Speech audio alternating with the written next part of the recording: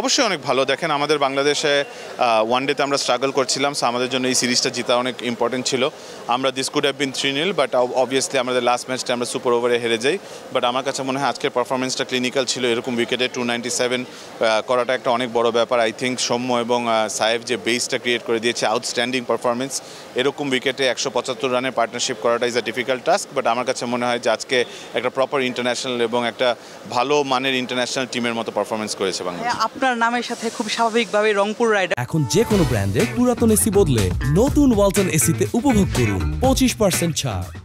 তো সাইফের হঠাৎ করে আমরা দেখলাম যে 4 বছর আগে সাইফের অভিষেক থেকে শুরু করে পরবর্তীতে সাইফ নিজেকে যেভাবে চেঞ্জ করেছে, এটার পিছনে আসলে রংপুরের অবদানটা কিভাবে দেখছেন? যে রংপুরের একটা ঘরের মাঠ থাকা, প্র্যাকটিস ফেসিলিটিস, বিদেশি কোচদের আন্ডারে কোচ করা, দেশীয় কোচদের, এই ব্যাপারটাকে কীভাবে দেখছেন? দেখেন আমরা সাইফের ভালো পারফরমেন্সের জন্য একটা উসিলা, আমরা ওকে অপরচুনিটি ক্রিয়েট করে দিয়েছি, কিন্তু অপরচুনিটিটা কিন্তু ফাইনালি ওই গ্র্যাব করেছে। ওর যদি সে হাঙ্গার না থাকতো, ক্যালিবার না থাকতো, ক্যাপাসিটি না থাকতো, তাহলে আজকে এই সাইফ হাসান হতো না। তো আমি মনে করি যে হ্যাঁ, রংপুর রাইডার্স হয়তো তাকে একটা সুযোগ করে দিয়েছে অবশ্যই, কিন্তু আমার কাছে মনে হয় যদি ক্রেডিট দিতে হয় তাহলে আমার মনে হয় রংপুরের থেকে বেশি ওকে ক্রেডিট দেওয়া উচিত।